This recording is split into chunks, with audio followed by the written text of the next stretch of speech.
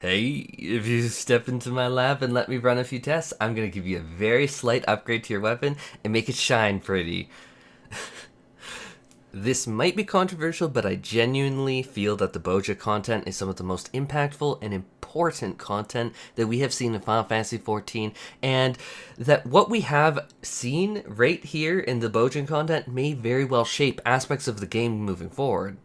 Many aspects of the game moving forward. I can't help but see Bozja as a big laboratory at this point, which as I'm listing things in this video, quickly should become apparent that Bozja content has incredible potential as a hotbed, as a lab of metrics for use in player and gameplay analysis and trend research that could easily inspire aspects of future Final Fantasy XIV content if harnessed, and likely the future of many jobs and job identities in future expansions. So hey guys, and welcome to my channel. This is a video that I've wanted to make for a while now, but I never really sat down to say it because, first of all, the content wasn't fully out, and second of all, I really wasn't sure if people would value it. But then I kind of decided, screw it this morning, and I want to talk about it genuinely because it is extremely interesting to me, even if I am off in my own little island here talking crazy things. Research is something that I love doing, and figuring out things is fun. Essentially, a lot of this is like investigative or rather tangible psychological research. Research is something that I personally do love doing, and figuring out things to me is really fun, and my spidey senses have been going off the chart here since I started even viewing this content. Like, you let us do what? Let's start off with some historical foundations. Stormblood's Eureka specifically. It's no secret at this point that Stormblood had its own unique content added to the game that was heavily tied to the relic weapons of that expansion called Eureka. This had a very unique system where you could combine various smaller items called logograms to unlock special Eureka-only actions called memes, which has a far more complicated system in my opinion than what we have today, with appraised fragments to fill out a cache of a metric ton of special effects that we have stored for us that we can pick and choose at any time. But more on the logograms and why they were a little bit more complicated and how that probably skewed the data a little bit in a second. Memes could include things like Wisdom of the Fiend Hunter, which should seem very familiar to those who checked in on my last video where we discussed essences and fragments and actions in detail, where the pure essence of the Fiend Hunter is my top recommendation for ranged physical DPS as an essence. But it also included abilities such as Cure L2, regens, and other effects that we can definitely still see in game.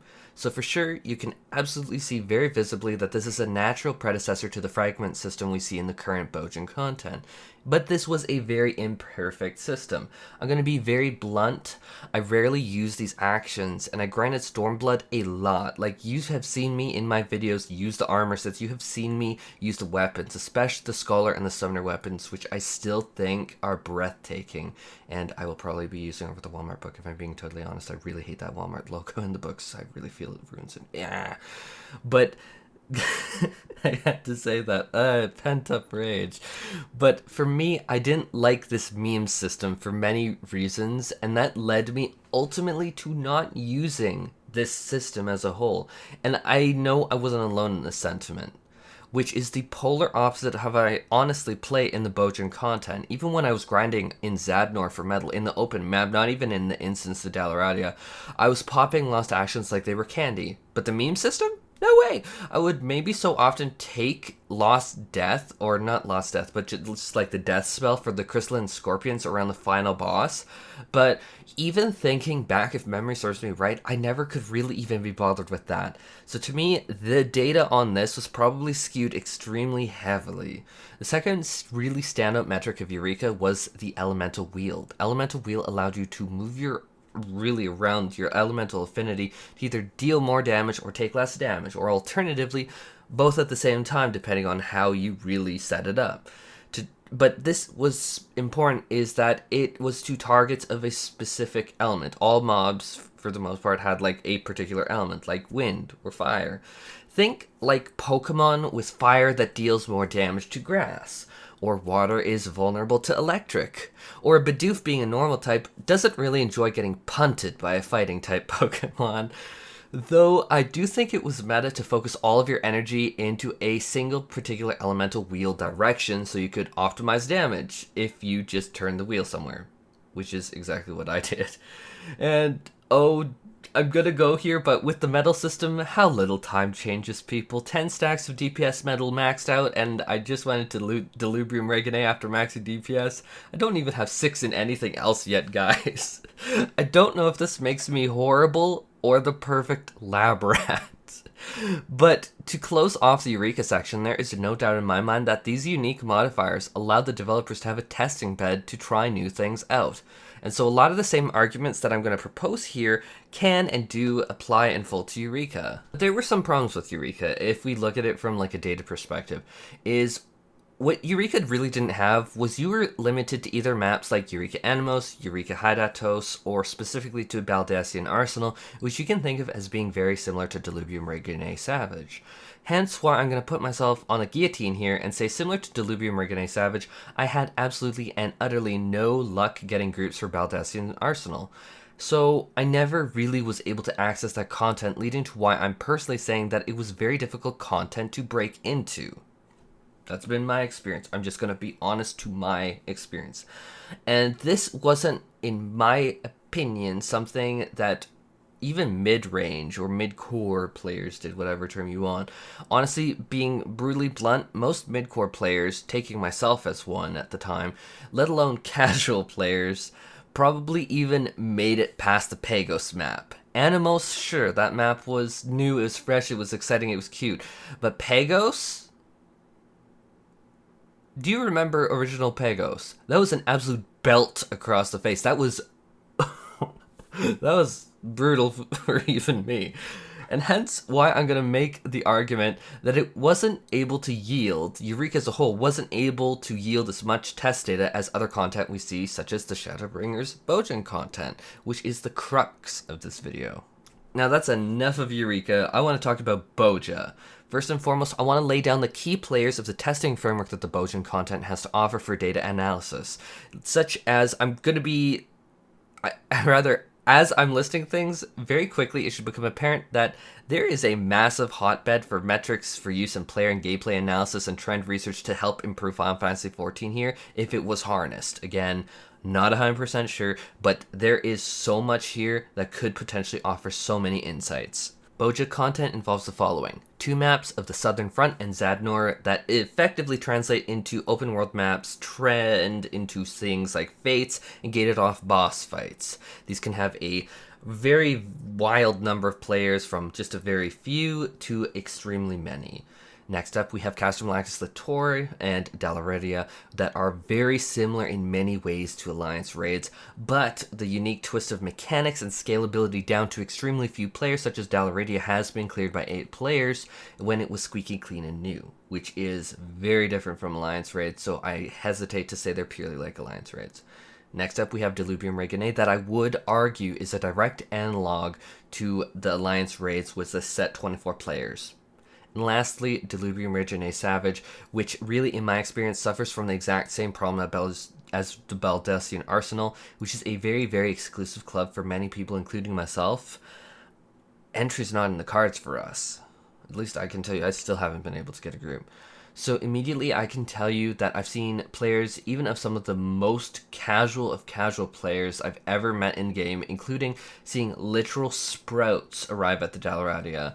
There is no doubt in my mind that we have some tremendously larger volume of players coming through Zadnor, the Southern Front, Castrum Lacus Lator, the Dalaredia, and Delubrium Regane Normal. I'm trying to pronounce things well, guys, but this is hard. So if I mess it up, please forgive me. So this gets to the question of what more casual players and what just a general higher volume of players does. This means you can simply have a larger data set and that you're going to get a larger population of quote-unquote fringe outliers in your data set, allowing you to focus on that particular subset of the data set. And basically you break up your data set, your big data set of all players that entered into Delubrium Regane Normal, what they did, and then you can break it apart and be like, okay, we have this subset, we have that subset. I'm gonna be a little like, nothing that I'm going to say here is that special. It's just what I did in the past. It's something that I was passionate about and that I'm stubborn. I'm not saying that I'm that smart because I don't think I am. Especially when I'm dating someone who's literally getting a PhD right now. No. But when I was taught machine learning, one of the biggest things was not just the data collection. Actually, the data collection was a huge hurdle. It's like, where are you actually getting your data from? Like, first and foremost, if you don't have data, you're screwed.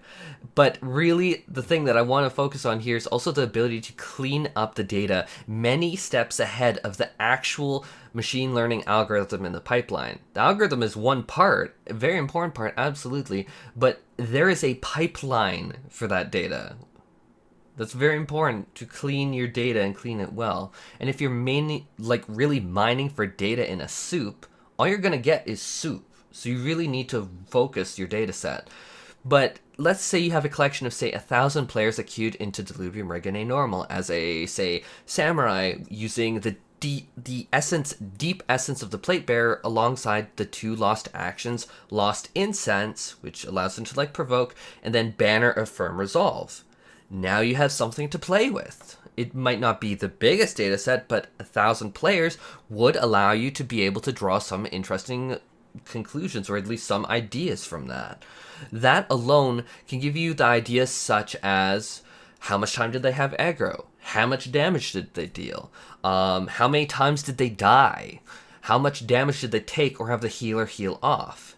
And many, many more questions. Like, some of these questions actually would be highly illuminating. Like, when I say much, much more, I'm talking like, how many Midari Setsugeka, which is basically, as a brief breakdown of the samurai, you try and get one of each color of the 3 different colors, and then that allows you to use an extremely powerful ability called Midari Setsugeka, which I apologize for my pronunciation in advance, but it would be like, how many samurais did this samurai that went quote-unquote tank essences and tank actions actually get off? Or did they maintain the damage over time effect, the Hinga and Bana, up constantly? And, like, when I say more, it means much, much more. So when we're talking about, like, how much uptime do they have on the damage over time effect, or how many Midari Setsugekas do they get off, it's like, can you tank as well as actually fulfill your core mechanics as a samurai? Which could be used as proof to either say, yes, we can make tanks' rotations a little bit more difficult and they can still do their job, or alternatively be like, okay, we can't really make the tanks' jobs, like base actions, more complicated because we saw that they can't actually handle that as well as tanking and doing their core rotation. So this data can absolutely be used very, very, very much to draw interesting conclusions if used that way. Actually, especially if you do a comparison between, say, that samurai's data using those essences and actions, and then you compared it to something like a gunbreaker or a paladin that entered into Diluvium Reginae without any essences in terms of stats. That would be very interesting to look at, actually. The same thing can also be said about the Red Mage with Essence of the Savior or Essence of the Ordained. These are essences that really supercharge their healing. You can argue that, oh, Essence of the Ordained also does more. Yeah, it does. It absolutely does. But that's kind of getting to a tangent here. But let's say that maybe the Red Mage used their own baseline Vercure for single target, which is extremely strong, and landed on the 2 actions Chain Spell and Cure 4 for AoE. This data, this Red Mage data, using something like Essence of the Ordained, Lost Chain Spell, and Lost Cure 4, can then be compared and contrasted to draw various other conclusions, such as, does taking, like... Actually, let's just do a recap of, like, the tanking, is such as, does tanking potentially involve taking attention span away from players? Do they lose aggro? Do they die? How many Kingdom Banas do they get off from Midari Setsugekas? But now, if we're talking about healing as a Red Mage, it's like, can you, with these abilities and this boosted healing kit, prove through the data that you can competently get off as many Verholy and Verflare combos as someone who is not healing on Red Mage?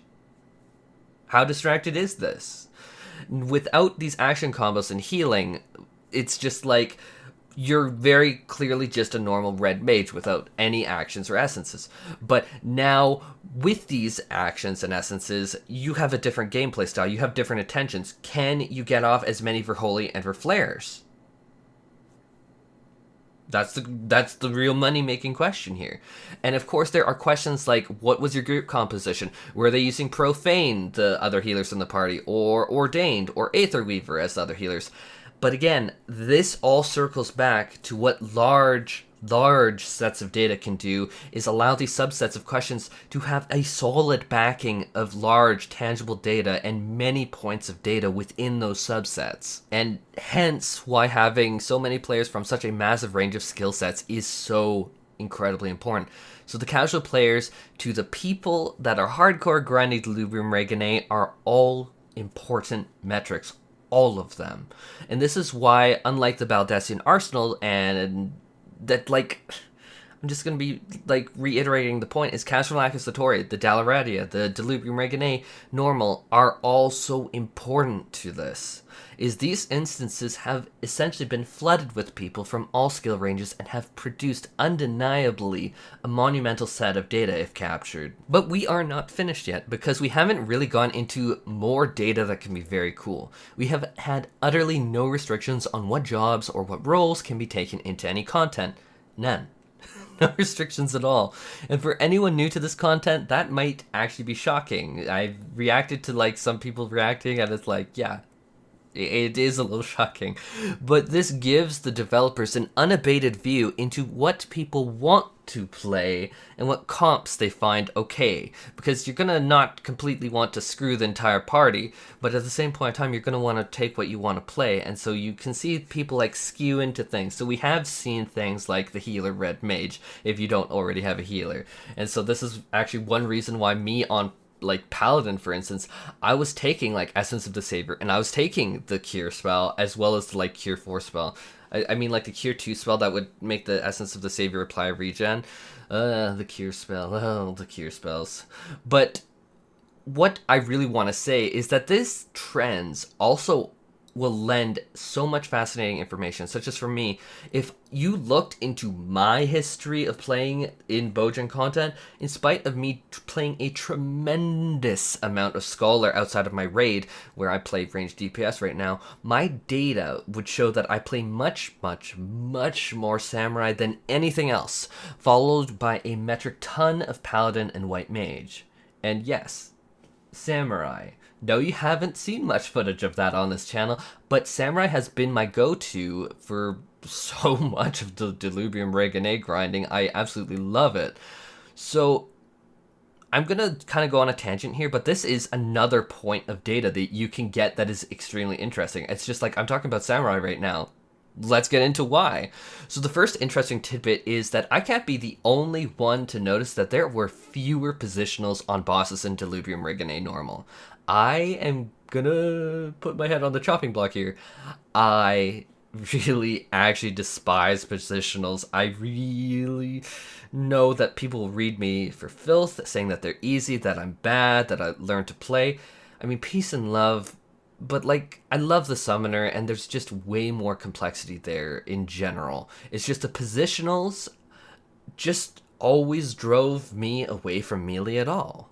And I mean, I'm not trying to say melee's easy. That's not what I'm trying to say. Let me correct myself really quickly there. But it's just like, if you're telling me moving a little bit left or a little bit right of the boss or directly behind the boss is more complicated than the summoner, no.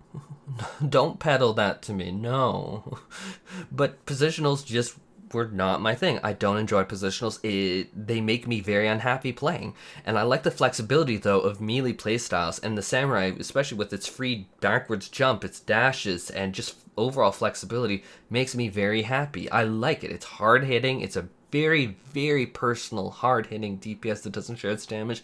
I really like the Samurai a lot.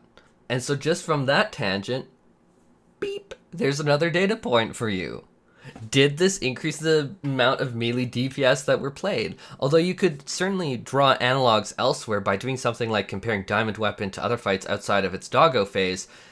But I digress, that might not also be perfect too, because when you are in Bozjan content, you're all level synced. It's a lot harder for someone to justify something like the diamond weapon, like, oh, I'm going to just try out a melee DPS and see how it goes in here, because if you don't have a melee DPS geared out, you're not going to do well. And so you're going to be like, okay, I'm just going to default to my main because it's actually geared, rather than try something different, which I really think is a perk of this content, honestly. But I digress, so let's drag it back to the composition point and see how it really feeds information into the picture of who is playing what and how much are they playing of it.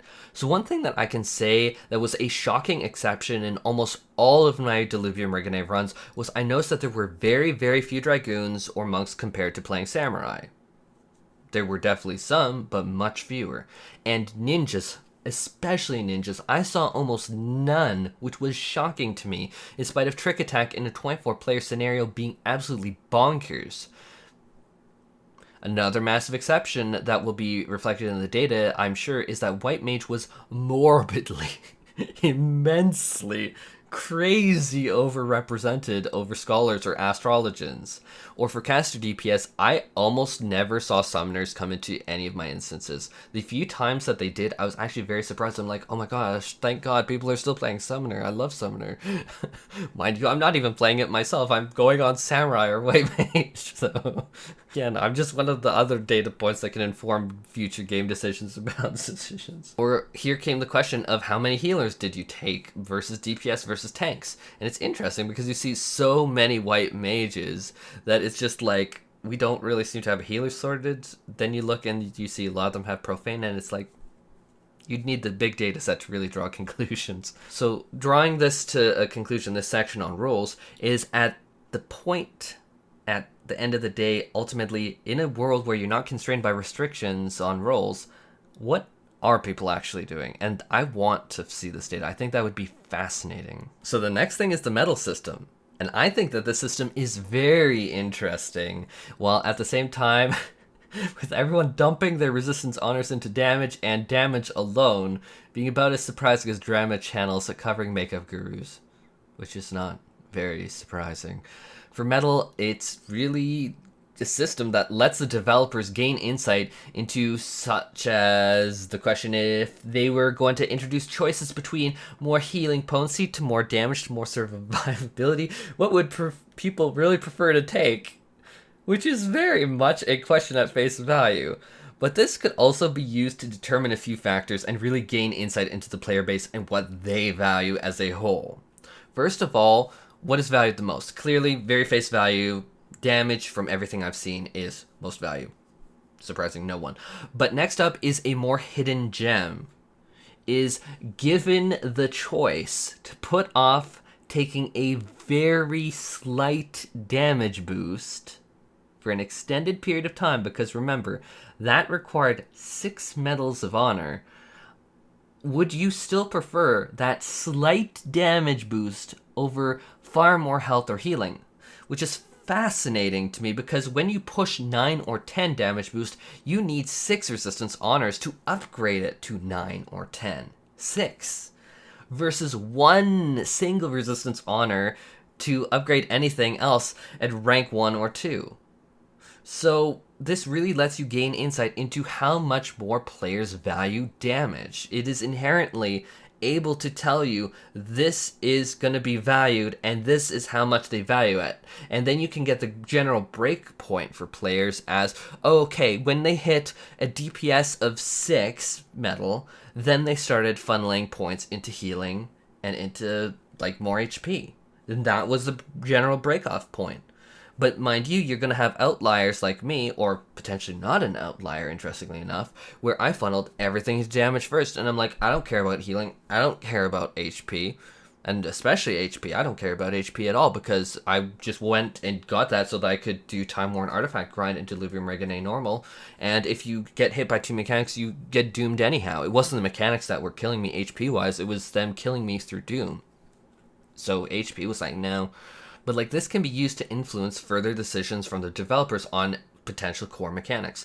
And it's no secret that in the past we could allocate stats that there were very few stats that you really want to put your skills into, I mean your stat points into, but we did have the illusion, at least, of choice at the time. And a lot of people talk in depth about, like, the illusion of choice and this and that. And I mean, it's very interesting, especially some WoW creators have talked at length about, like, oh, you have the illusion of this choice. Whereas for, like, particular raid fights, you're really going to specific talent row, and everyone who's trying to be optimal is really doing that. But enough of that.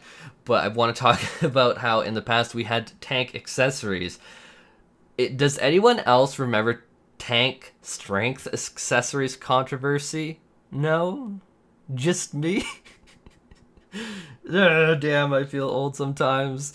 But the Final Fantasy XIV community is bizarrely consistent across the years through the stat allocation system, through the tank accessories, through the logos actions, and through the METTLE system now. Oh gosh. Damage reigns supreme above all else in Final Fantasy XIV, and even if the all else is powerful, or even if the all else is easier to obtain. And I mean, I can buy multiple upgrades to my HP or healing output, or save up even more metal for a marginal DPS boost. Ha! You're giving me that choice? DPS boost all the way, you bet. Screw HP, screw healing boost, I want that DPS. And that's a very important set of data. Alongside, I can't emphasize this enough, it's not just which would they choose, it's how much more do they prefer that. And that is the money-making question. How much more than your other options do you value it? And I think that you could find out that if you looked at the data. I really do. Now, the next thing to talk about is fragments, and oh boy, this is a can of worms that I could genuinely make an hour-long video on easily alone. In fact, if I went and did push for shove detail without repeating myself, this video might hit 4 hours in length easily. Fragments are inherently RNG unlocked to different lost actions or essences. Obviously, you can choose particular fragments to really aim your RNG in a particular direction, which is so much better than the logo system in Eureka. Oh my god, so much better. But essences are like long-term effects that can boost character stats. Lost actions, you can take 2 of that can modify your playstyle, such as the Red Mage earlier, we were talking about them being able to heal through Essence of the Savior with Cure 4 and Cure 2. Or take that Samurai Tank with the Plate Bearer Essence, Lost Incense as the Provoke lost action, and then Banner Firm Resolve as another lost action to basically boost how they could do the fights. The short version is with all of these options, you've essentially given players an utter buffet to pick and choose how they want to augment their character, and with absolutely no role restrictions or job restrictions to take into content in conjunction with this entire lid. The entire lid of everything Final Fantasy XIV in terms of game rules has been blown clean off here. You have obviously some bearings, but essentially this is like wild. The sheer amounts of metrics about player usability, what is enjoyed and what is not enjoyed, and how people choose to act is a veritable mountain of data that can be used to inform future decisions. As I'm just going to take the example of healers. What about Lost Seraph Strike? How many healers are taking Lost Seraph Strike? What about Lost Chainspell with Lost Seraph Strike? What about Essence of the Profane versus Aetherweaver? Are healers willing to take that decision and completely shut off their healing output or drain themselves of mana for more damage? Chainspell also allows instant casts to be on the move. That's another important piece of data. And I'd be genuinely shocked if this set of abilities didn't somehow influence the Sage or other healer upcoming reworks in Endwalker. I'd be genuinely shocked, because these are crazy effects. Now, let's take this particular instance, because we just talked about healers a little bit, and extrapolate that across the entire set of actions. Now extrapolate that over all the roles. Now add in essences. This combinatorical explosion of options is exactly why I said that the accessibility I mentioned earlier in this video is not just important, but utterly fundamental for the system to work as a laboratory. You need a massive set of whole data with very significant populations of players using these various combinations, and then to really check out the metrics and gauge how effective or ineffective various combinations were. Because in that big data set, as I said earlier, you want to chunk things down. down into their specific subsets, such as was a scholar who used Profane, lost Chainspell, and lost Seraph Strike able to even function with that MP drain? Or did they function just as well as lost Chainspell and Fond of Magic?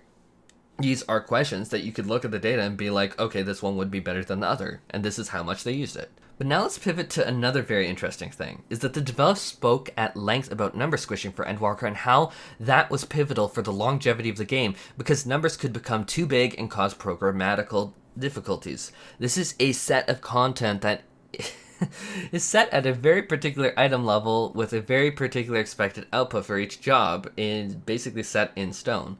These base values can then be modified excessively. We always have had a ton of buffs, but now we can buff them even further, which has resulted in crazy things. A samurai using duelist essences with Lost Font of Power with Banner of Honored Sacrifice at the same time will deal absolutely bizarre damage. Or take a white mage popping Presence of Mind with Thin Air with Seraph Strike into Chainspell, which will deal morbidly ridiculous damage. I have seen like 300k plus Afflatus Miseries. Like, the damage from Afflatus Misery with all those buffs alone is just insane. Also, don't forget food buffs. You have Dancer buffs, Bard buffs, Lost Dervish, Dragoon buffs, and the Litany. Haha, see what I did there, Dragoon mains? The litany of other buffs. And let's not forget that we have the metal buffs as well as a persistent boosting factor too. All of that on a white mage at once is pushing the system to its absolute limits, and that includes the formulas, which obviously works because the game doesn't crash, but this information can be valuable in and of itself, is like churning all this through the formula. Maybe how long does the formula take to process that? That can be a key metric. We're talking about game development where you need things to be so snappy, so quick. I mean, pushing data is one thing, but pushing in large volumes, though, with a significant number of players is another. I'd be very interested to see how this really turned out. A similar idea, actually, even for healing. Let's take a paladin with Requiescat buffing Clemency, which is bizarrely strong. Now, what about you add Banner of Solemn Clarity, boosting that healing by 50%? What about Deep Essence of the Savior on top of those? To say the least, that is a ton of healing. A lot. And I think that this is actually the most intense single-target healing possible in the game, outside of, obviously, Benediction. But this is spammable, which is bizarre. Now, imagine that with something like Bard's Nature Mene boosting healing by 20%, and then Monk's Mantra boosting healing, then Dancer's Improvisation for another 10%, White Mage's Asylum Dome for another healing buff. Heck, why not throw Scholar's Fey Illumination in there for even more healing? And don't forget the healing metal buff if you got it stacked to 10. And, oh yeah, cast all of that on the warrior tank using Thrill of Battle for 20% more increased healing. Yeah, we are talking some wacky, crazy number manipulation here, and this has surely turned out some very interesting results. Let's kind of conclude this up and wrap this up with a bow. All of this potential data and laboratory information undeniably has so much power to influence design decisions and future job balancing, and what could we try here, what could we try there, that might in one day crop up in some instance, or many instances would be my most likely guess, such as we have Sage and Reaper jobs that have been in development for a long time now, and with Endwalker 6 months or so away, I'd be extremely, I cannot emphasize it, extremely shocked if what we've experienced and seen firsthand in the Bozjan content doesn't directly impact those two jobs as well as all the others in the future. We're talking about some crazy data here. But if there is one thing that is a consistent factor, just to be super honest, is that the developers on the Final Fantasy XIV team are very, very smart. And I can't help but feel like they were like, oh, you want a shiny and slightly better best-in-slot weapon with a pretty glow? Try out our laboratory and give us something worth our while.